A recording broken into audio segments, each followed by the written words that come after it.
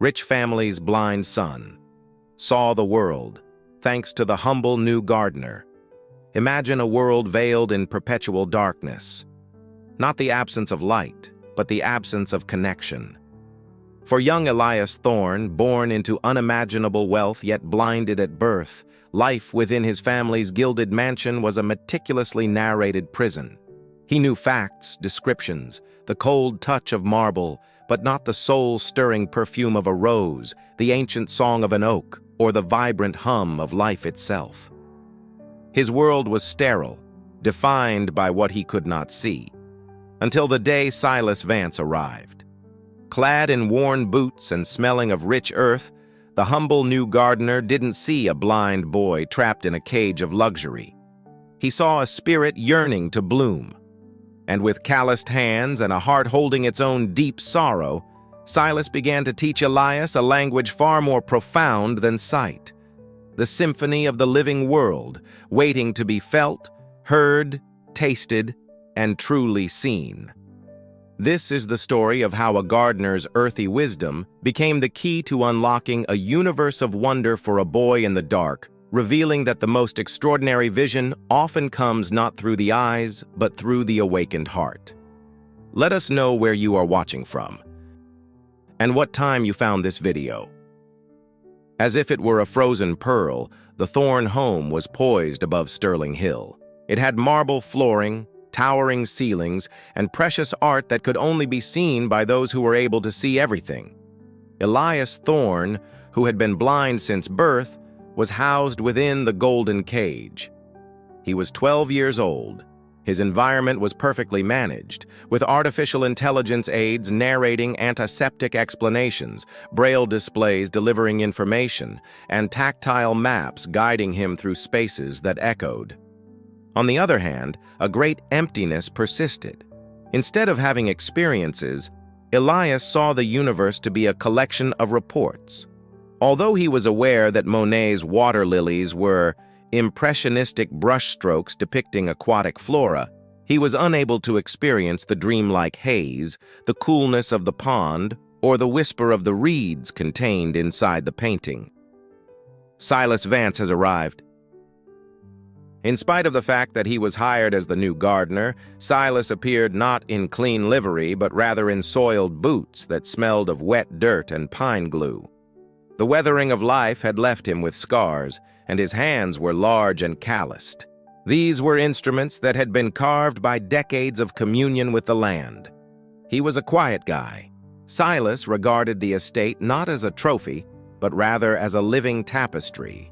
In contrast to the previous gardeners who had meticulously cultivated the imported Japanese maples that the Thornes had purchased. Their first encounter was a complete coincidence. Elias made a mistake in his step measurement when he was looking for the familiar aroma of the sun-warmed library balcony. The scratchy fabric and the solid warmth of a shoulder were what his extended palm came into contact with, rather than the icy marble. Silas muttered, "Steady there, young master," his voice sounding like stones falling like they were falling in a brook. A stuttering apology was all that Elias could muster up. "No harm," Silas explained. "Lost your bearings. Happens to the best of us in unfamiliar gardens." There was no use of the word blind, and Elias was not treated like glass. Just like that, he extended his arm. "Here, the rosemary hedge is just left. Strong scent today, sharp and clean, like waking up." This was the first breach in the pristine universe that Elias had created. The garden was not described by Silas. Rather, he asked Elias to enter a garden. His words did not include the phrase red rose. Instead, he carefully put Elias's palm on a velvety petal and guided his fingertips over the cold, waxy feel. He then proceeded to guide his fingers along the rather prickly stem. As he crushed a basil leaf between their fingers, he said, "It really does feel like silk guarding a fortress, doesn't it? Smell that deep perfume? That's its heart singing. Hear that tiny snap? Taste the air now, summer sunshine and peppery green." Through the use of touch, smell, sound, and taste, Silas became Elias's improbable sensei, therefore transforming the intangible world into a harmonious composition. The Whispering Willow. Silas led Elias to a place where he could sit under the leaves that covered the tree. Can you feel the breeze moving them? It's like 1,000 tiny fingers brushing silk. Now listen, deeper. Elias pushed, attempting to hear above the rustling. Hear the faint hum? That's the sap rising, the tree breathing. It's singing a slow, green song. Elias's hand was put against the thick, twisted bark of the old oak tree by Silas, who was describing the texture of time. These ridges, they're the tree's story. This deep groove, lightning strike, maybe 100 winters back. This smoother patch, it healed, grew stronger, like us. At the koi pond, Silas dipped Elias's hand just below the surface of the water. This is an example of the secret language of water. Feel the water push? That's the big gold one, Mr. Sunscale. He's curious. Now, wait. A softer nudge? That's little Silverfin, shy but quick. They speak with ripples. Silas presented Elias with a strawberry that had been picked only a few moments before and had been warmed by the sun. Close your eyes tighter. Taste that sweetness? That's not just the berry. That's the sunlight it drank, the rain it danced in, the earth that held it safe. You're tasting the whole sky. Initially perplexed, the thorns stared in wonder at what they saw. In the past, Elias was reserved and reluctant, but now he started to radiate. It was easy to hear him laughing, and his hands were always exploring. The angry buzz of a bumblebee that was trapped, the velvet darkness of tulip petals at sunset, and the sticky sweetness of pine sap, much like summer sweets, were some of the things that he described. Not only was he describing, but he was also painting with senses that they had never thought of before. On a wet afternoon, Elias saw Silas not working in the garden, but rather sitting extremely motionless on a stone bench next to a recently planted seedling of a silver birch tree. Elias was aware of a deep melancholy that was, like a mist, hanging to the guy. Seated next to him, he remained quiet. At long last, Silas hushed. "It's her birthday today," his voice becoming more thick. "My daughter, Lily." The words that Elias offered were not hollow. He positioned his little palm over Silas's hand, which was soiled with dirt. After that, he stretched out and carefully touched the smooth, papery bark of the young birch tree. A sense of eerie confidence accompanied his actions. Elias said under his breath, "She feels like this, doesn't she?" Young, smooth, pure. And the leaves, they sound like her laugh when the wind blows, light and bright. Silas became ice cold. Long suppressed tears began to trickle down his cheeks as they traced across the ground. No one at the estate had heard of Lily, who had passed away with an illness many years ago. In her honor, he had planted the birch tree. Who could possibly know whether he was blind? Silas stifled a stuttering, "How?" A smirk of understanding appeared on Elias's face. "You talk to the trees, Silas. I listen. And this one, it whispers her name." It was not possible for Elias to see. He had acquired something that was perhaps even more limited: synesthetic perception. Elias's capacity to transform sensory information into experiences that are stunningly vivid and interrelated was awakened as a result of Silas's profound and intuitive connection to the living world, which was created out of romantic love, profound attentiveness, and terrible grief. Rather of seeing light, he experienced its warmth on his skin and tasted it in a peach that had been ripened by the sun. He was unable to see colors. Nonetheless, he was able to hear the pulsating throb of a crimson rose and feel the peace and quiet of a blue hydrangea. Through the symphony of senses that Silas had instructed him to command, he was able to comprehend the essence of things and the tales that were concealed inside them. Silas did not get an abundance of money from the thorns. despite the fact that his earnings grew considerable. Instead, they provided him with something that he valued far more: respect, cooperation, and the freedom to turn the whole estate into a sensory paradise. This transformation included the addition of textured pathways, wind chimes that sang in certain trees, and aromatic plants that bordered walks. Elias became Silas's apprentice, and his little hands began to learn the language of seeds and roots. And on the day that Elias confidently led his parents through the garden, describing the golden laughter of the daffodils and the deep purple sigh of the twilight shadows under the oak, Mrs. Thorne whispered to her husband with tears in her eyes, "He sees, not as we do, but perhaps more deeply." When Elias showed his parents the garden, they were amazed. While tending to a rose in the vicinity, Silas merely grinned. It wasn't a flower that he had ever cultivated that was the most beautiful thing he had ever done. Rather, it was a blind youngster who discovered that the world wasn't hidden. It was singing, moaning, and flowering all around him, and all it needed was the perfect instructor to show him how to listen, touch, taste, smell, and genuinely see something. A connection that could not be severed was established between the blind child and the sad gardener as a result of the revelation that took place in the rain, under the silver birch tree that called Lily. From that point on, it was no longer merely mentoring, it was kinship. In spite of the fact that Silas had been carrying his sadness about like a stone in his pocket, Elias's amazing empathy began to gently warm it up.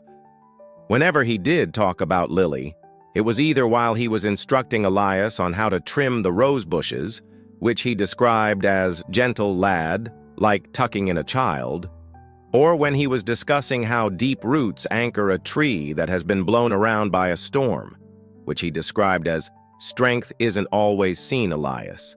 It's felt, deep down. The universe of Elias extended beyond the confines of the decorative gardens. Silas was the one who put him in contact with the true magic, which was the estate's functioning heart. The compost alchemy. Hidden beyond the beautiful hedges was Silas's safe haven, which consisted of the piles of compost that were boiling. "Put your hand here," Silas guided Elias's palm just above the warm, crumbling mass. "Feel that heat? That's life being reborn. Kitchen scraps, fallen leaves, yesterday's weeds, all turning into tomorrow's gold. It smells like wet earth and possibility." Elias inhaled the rich, loamy scent, feeling the vibrant energy radiating from the decay. "Put your hand here," Silas replied. The words, "It's noisy," came out of his mouth as he surprised himself.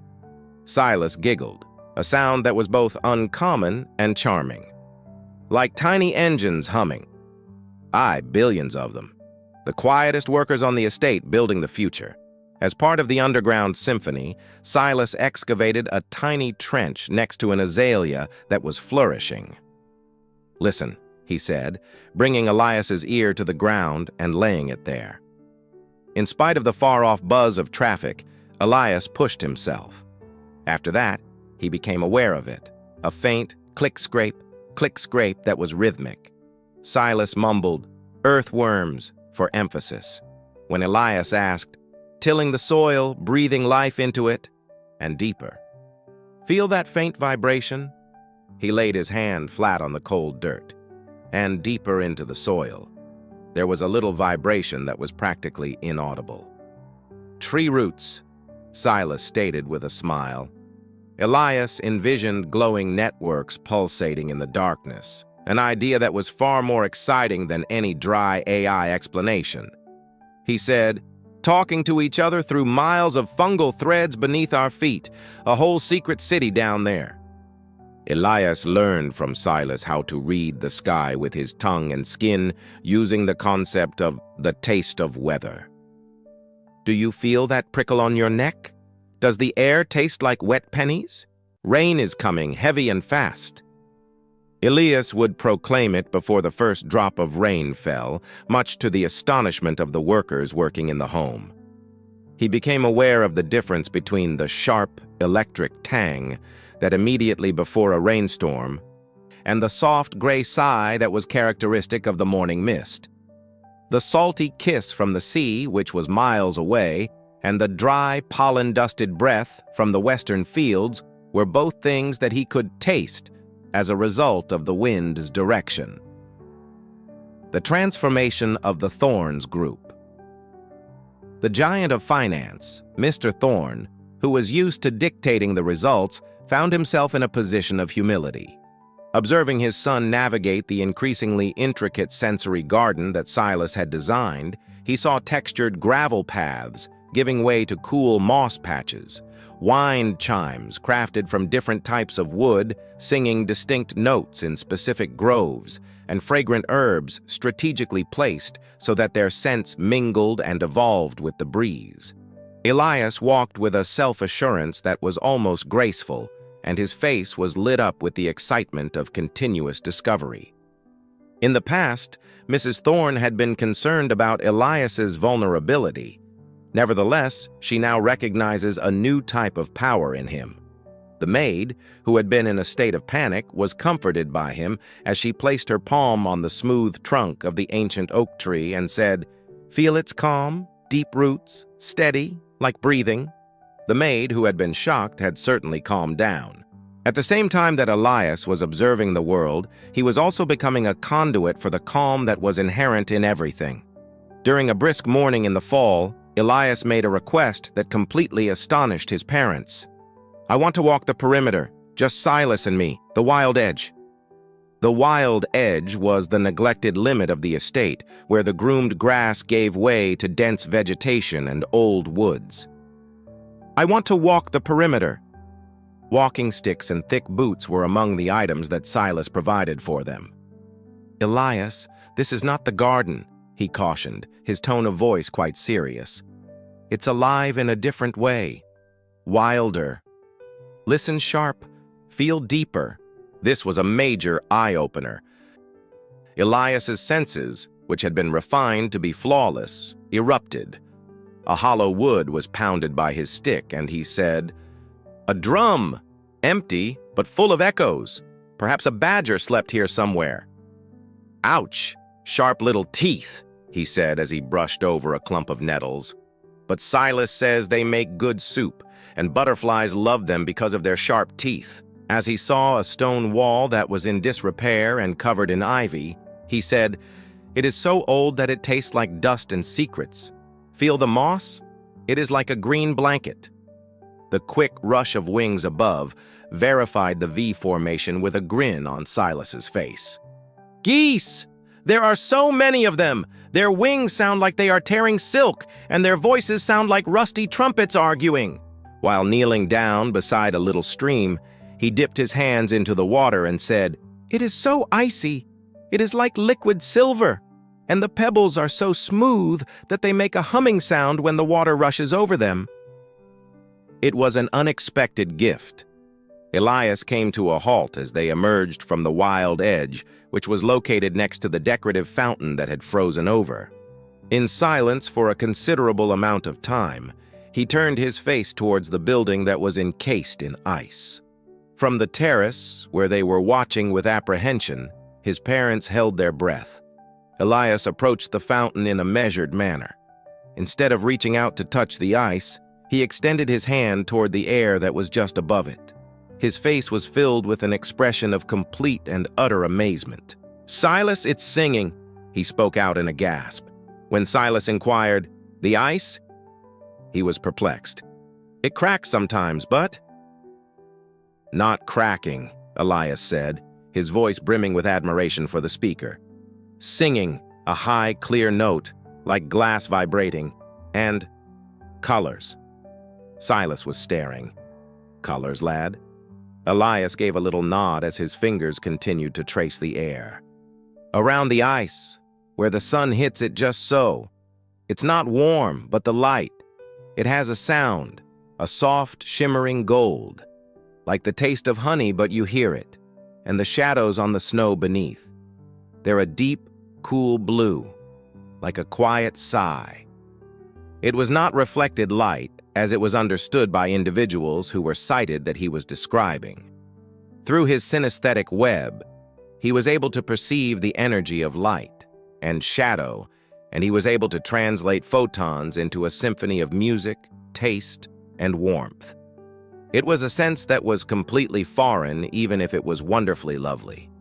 Mrs. Thorne let out a gasp, her tears forming on her cheeks as the chilly air froze them.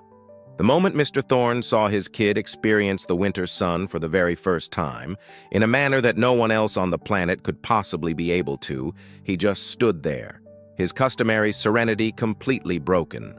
Sterling Hill was enveloped in a layer of snow as winter progressed. The world that Elias lived in did not decline. Rather, it grew.